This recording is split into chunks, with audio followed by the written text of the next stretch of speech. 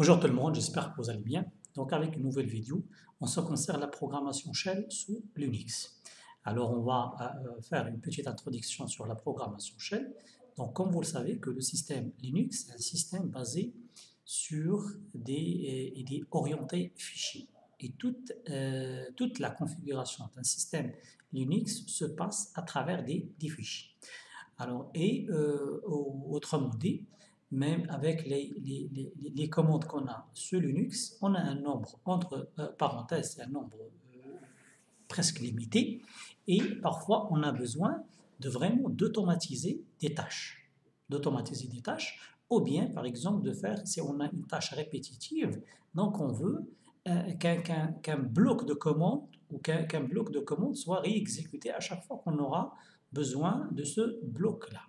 Alors donc, et ça c'est d'une part, d'autre part, c'est on veut par exemple, c'est on veut faire l'extension de ce système d'exploitation ou du shell ou bien de l'interpréteur de commande. Ok. Donc on peut créer des scripts, shell, ce qu'on appelle des scripts shell. Par exemple, je donne l'exemple suivant. Si je veux par exemple sauvegarder ma base de données à minuit et transférer et sauvegarder cette base de données au niveau du cloud ou au niveau d'un serveur FTP ou d'un autre serveur. Alors, comment on va le faire? Donc, l'administrateur, il ne va pas exécuter les commandes à chaque fois qu'il veut vraiment sauvegarder et transférer cette base de données. Donc, on peut créer un script et à travers ce script-là, on va renseigner les commandes dans ce script-là et après, on peut automatiser l'exécution de ce script shell. Alors donc, c'est ça une petite introduction. On ne va pas trop parler de la partie de trop de théorie, etc. Donc un fichier, donc un script, qu'est-ce qu'un script? Un script, c'est un fichier texte contenant des commandes Linux ou bien des commandes shell. Et pour la programmation shell, on peut déclarer des variables, on peut créer des boucles, on peut faire de pas mal de choses au niveau de ce script-là. On peut, par exemple, un script il peut accepter plusieurs paramètres, etc., et des arguments, ainsi de suite. Alors, donc c'est une petite introduction pour savoir comment créer votre premier script shell. Alors, d'abord, la première étape, alors il faut créer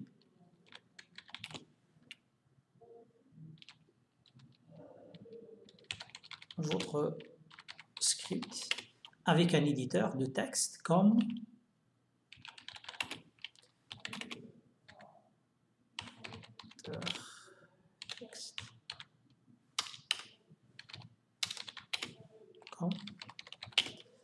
Gedit, si vous avez l'interface graphique, ou bien Nano, ainsi de suite. C'est ça la première étape.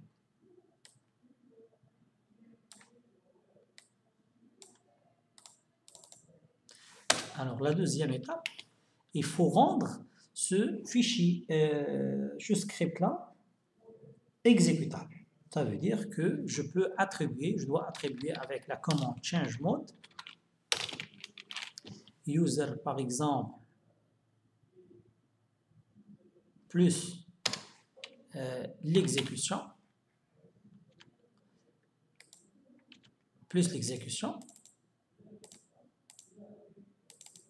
mon script. Alors, par convention, pas obligatoire, généralement on ajoute le point .sh au nom des scripts pour que visuellement je peux savoir que ça c'est un script. Et même pour les éditeurs ils peuvent, pour vraiment détecter le genre de données qu'on va écrire au niveau de ce fichier-là, c'est de préférence d'utiliser le point .sh. Et après, la troisième étape, c'est l'exécution. Alors l'exécution, ça se fait de cette façon. Mon script .sh. Alors pourquoi on met, c'est une information très importante, pourquoi on exécute le script avec son chemin avec son chemin soit absolu, soit relatif. Pourquoi? Parce que si je tape moins une commande au niveau du shell comme ça, mon script.sh, le système il ne va pas reconnaître mon script. Pourquoi? Parce qu'il va considérer mon script comme commande, il va aller chercher dans les endroits dans lesquels les binaires sont stockés. Il ne va pas trouver, on va faire un test dans la partie pratique. Pourquoi on précise pourquoi on précise le chemin du script? Et généralement, si je suis dans le répertoire en cours, je tape le point slash mon script. Alors, ça, une autre façon pour exécuter un script, c'est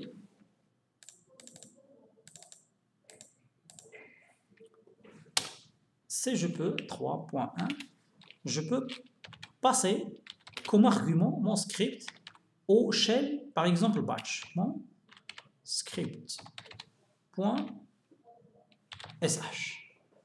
Ok? Alors ça, ce que concerne les étapes pour vraiment, on doit créer le script, on doit le rendre exécutable, ou bien on peut, et après on l'exécute, ou bien on peut passer le script directement à la commande batch. Sauf que avec cette méthode-là, donc on ne peut pas, et il est limité dans certains cas. C'est de préférence de rendre le script exécutable et le système, on va l'exécuter. On va l'exécuter avec son chemin, ce n'est pas la peine de le passer. Mais quand même, vous devez savoir ça. Alors, pour la structure d'un script, alors, par convention, la première ligne au niveau du script, elle doit être commencée par un slash, par le chemin du shell qui va interpréter les commandes qu'on va écrire au niveau de notre script. C'est vrai que il y a des spécifications entre certains shells, et dans cette ligne-là, par exemple, je vais renseigner /bin/ batch. Et comme ça, je peux écrire mes commandes mkdir, test 1, ainsi de suite, cd, /cp, ainsi de suite. Ok, je peux taper mes commandes. Alors donc, cette première ligne, il est importante. Pourquoi? Parce que le système, il va exécuter les commandes dans ce script-là avec l'interpréteur de commande batch, ou bien le shell batch. Il est recommandé de mettre cette ligne-là, c'est par convention. C'est vrai que le système, je pense qu'il va exécuter même sans cette ligne. Si on le passe comme paramètre, si on passe un autre script comme paramètre au script ou à l'interpréteur de commande, ben, il va interpréter les commandes. Alors, je pense, ça c'est une autre information. Alors, pour quitter, par exemple, dans une instruction, bien dans une étape, si vous voulez quitter le script, ben alors, on utilise la commande exit, par exemple, et on peut taper exit avec la valeur 0, et le système, il va retourner au shell qui a lancé ce script-là, l'état de l'exécution de ce script-là. Par exemple, c'est dans une étape que je ne peux pas, par exemple, je n'ai pas trouvé le chemin, ou bien suite à une erreur, ben je peux quitter le script avec erreur. Et je peux renseigner, par exemple, l'erreur, le chiffre 14.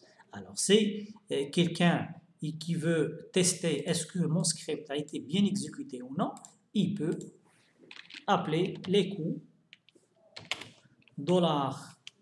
$point d'interrogation. $point d'interrogation, et le système il va afficher. S'il affiche 0, ça veut dire que c'est bien exécuté. S'il affiche 14, ça veut dire que c'est une valeur différente de 0. Ça, c'est pas bien exécuté. Alors, on va passer directement à la pratique pour voir tout ça.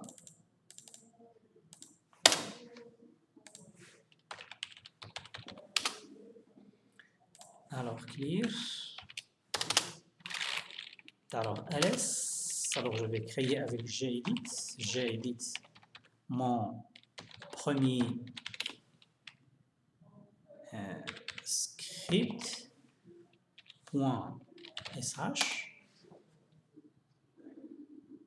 Alors, la première des choses, il faut commencer par dièse, point d'exclamation, slash bin, c'est un chemin, slash batch. Ou bien je peux préciser un autre, par exemple, un autre interpréteur, un autre shell, SH ou d'autres. Mais le plus populaire sur Linux, c'est batch. Alors, echo.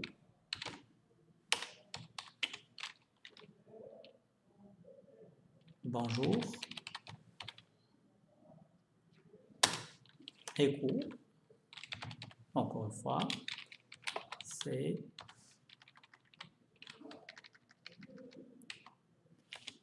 mon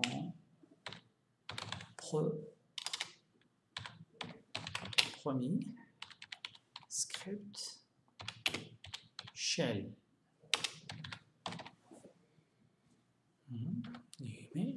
OK. Alors, je peux taper exit 0. Alors, CTRL S pour sauvegarder. C'est sauvegardé. Alors, pour l'exécuter, on a deux méthodes. Soit de passer directement à batch comme paramètre, mon script, et le système bonjour, c'est mon premier script. OK, il va l'exécuter. Alors, si je vais essayer de l'exécuter comme ça, mon premier,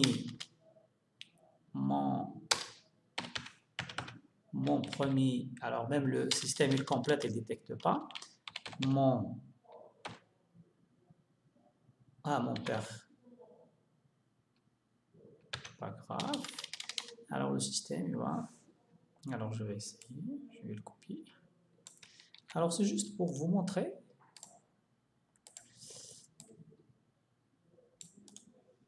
Puis, coller. Alors, ça, commande introuvable. Pourquoi le système, il affiche commande introuvable? Parce qu'il considère ce script-là comme une commande. Il va aller chercher dans ce chemin-là. Echo, dans echo, $path. Et il va aller chercher dans user local bin, user bin, slash user local game et slash user game. Donc, ce sont les chemins dans lesquels le système il va chercher. Alors, je peux prendre mon script et le mettre dans ce chemin-là, il sera exécuté sans aucun problème. Alors, si je veux l'exécuter comme ça, je vais essayer comme ça, bon, avec son chemin. Pourquoi il complète avec? Il ne complète pas avec tabulation. Alors, mon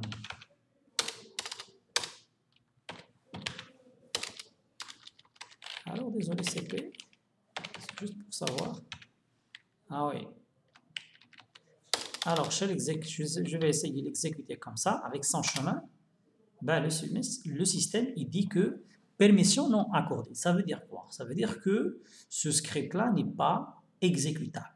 Alors, il faut ajouter le droit. Alors, pour voir ls-l, mon script, alors comme vous le voyez, on n'a que le droit pour l'utilisateur, le droit de lecture et écriture, on a le droit de lecture pour le groupe et on a le droit de lecture pour les autres. Alors, il faut ajouter change mode, user plus x, ok, alors mon script, ok, et comme ça il devient -l, je ne vais pas lister le tout, je vais lister juste les informations, et comme vous le voyez, il est en vert, ça veut dire que il est exécutable, ok, il est exécutable. Alors maintenant, je vais réexécuter ce script-là, comme ça, et le système, il va l'exécuter avec le point slash mon premier script.sh et il va afficher son résultat. Ou bien il va l'exécuter. Alors donc, pour éviter à chaque fois d'ajouter le point, ok, on peut ajouter le point dans le path. Mais c'est un point faible, c'est pas recommandé de mettre ça parce qu'il se peut que quelqu'un, par exemple, utilise une clé USB ou un autre binaire Donc, il y a un risque de sécurité d'ajouter le point dans les pattes, et le système il va exécuter n'importe quelle commande qui existe dans le dossier en cours. Donc, c'est pas recommandé, mais on peut ajouter avec la méthode suivante. Alors, path, comme ça, est égal, alors, path, de point. Alors, je peux ajouter le point dans le path, mais c'est pas recommandé. Vous pouvez le faire. Alors, donc, après, donc, juste pour une autre démonstration, j'édite mon script. Alors, donc, c'est pour vérifier, CTRL X, fermer sans enregistrer. Alors, maintenant, si je tape echo, $, point d'interrogation. Alors, il retourne 0. Ça veut dire que c'est bien exécuté. Je vais exécuter mon script et je vais retourner la valeur. Le système, il retourne 0. Alors maintenant, je vais simuler qu'il y a une erreur. Par exemple, le système il va afficher « Bonjour ». OK. Bien sûr, après, on va voir comment faire les tests, etc. Alors, exit avec le chiffre 14.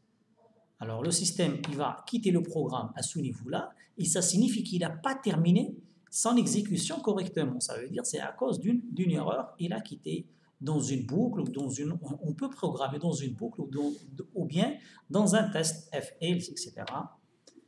Comme ça. Alors, je vais l'exécuter.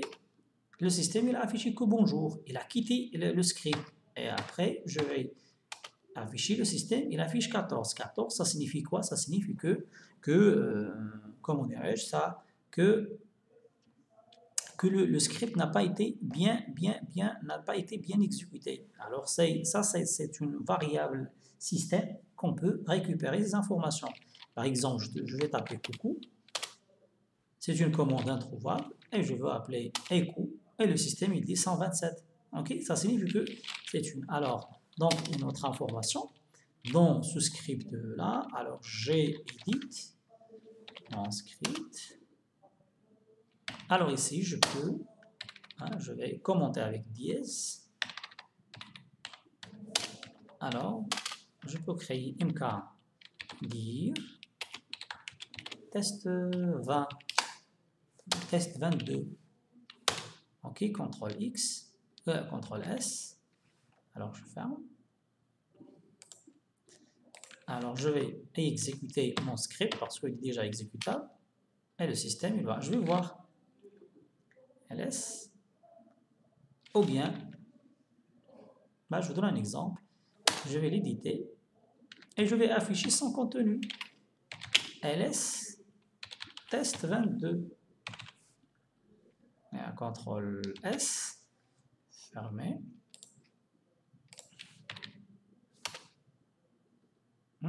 Dire impossible de créer parce que le fichier existe déjà. Ok. Alors, ça, je vais mettre 23 et je vais accéder à 23. CTRL S, fermé.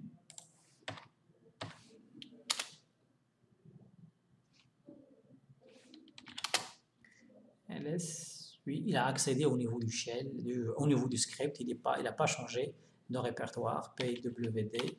Si je suis encore dans le cd, test 23, ok, ls, c'est ça, il n'y a rien. Alors c'est ça juste pour vous montrer que toutes les, alors je vous donne un exemple,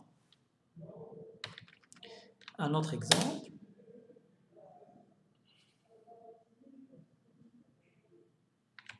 Alors quoi, ça c'est fermé. Ah oui, CD.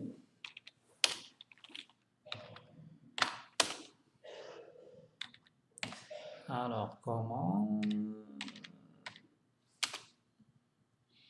Alors, on peut créer, ça veut dire qu'on peut accéder, on peut ls, on peut lister, on peut changer le répertoire. Alors, donc, on peut exécuter toutes les commandes toutes les commandes Linux ou bien toutes les commandes shell au niveau de ce script là, sans aucun problème. Alors j'ai oublié ce que je vais dire. Alors on a créé, etc. Et je pense à ce que je veux partager avec vous en ce qui concerne cette petite introduction et comment créer ce script, un script shell, etc. Alors, donc c'est à la prochaine, Inch'Allah. Alors je vais voir, est-ce que je peux ajouter autre chose?